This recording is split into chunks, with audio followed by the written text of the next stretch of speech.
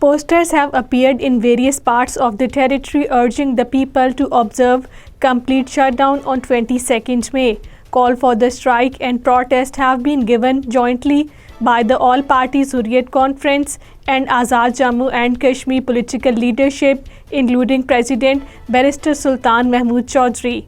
Modi-led Indian regime has further intensified restrictions coupled with crackdown operations and raids in the name of security for the proposed G20 meeting in Srinagar. The decision to intensify restrictions and deploy more troops in the occupied territory was taken at a top-level security meeting chaired by the Indian Home Secretary Ajay Bhalla in Srinagar and attended by top officials from India and the occupied territory. Illegally detained senior All Parties Hurriyat Conference leader and Democratic Freedom Party chairman Shabir Ahmad Shah has strongly condemned the intensification in human rights violations being perpetrated by the Indian troops in occupied Kashmir ahead of the G20 event planned by India in Srinagar on May 22nd to 24.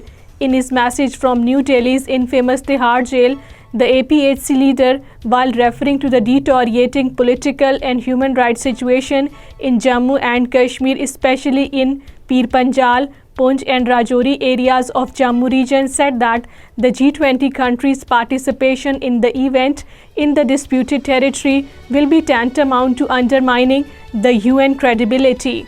India's notorious National Investigation Agency, along with Indian paramilitary forces personnel, raided several houses in the territory.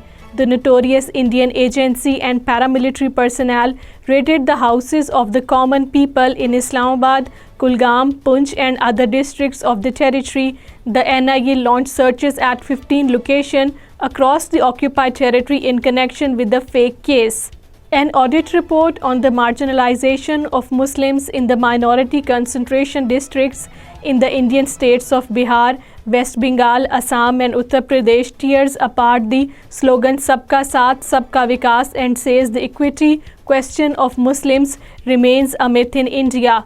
The audit report focused on 10 districts that have a significant Muslim population of approximately 14.1 million, representing 52% of the district's overall population. In order to bring the demographic change on a fast track, the Modi regime, as an initial step, has prepared a list of more than 190 more Kashmiris whose properties will be demolished on the charges of siding with the ongoing freedom movement.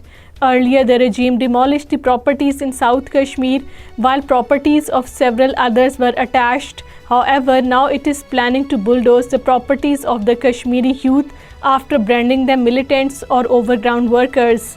Indian troops shot and critically injured a mentally unsound civilian in Rajouri district. The troops during the operation shot and injured the man identified as Anil Das in Noshera area of the district on Tuesday morning. Meanwhile, an Indian army trooper died after falling down during an exercise in the Dragmulla area of the North Kashmir's Kupwara district on Tuesday.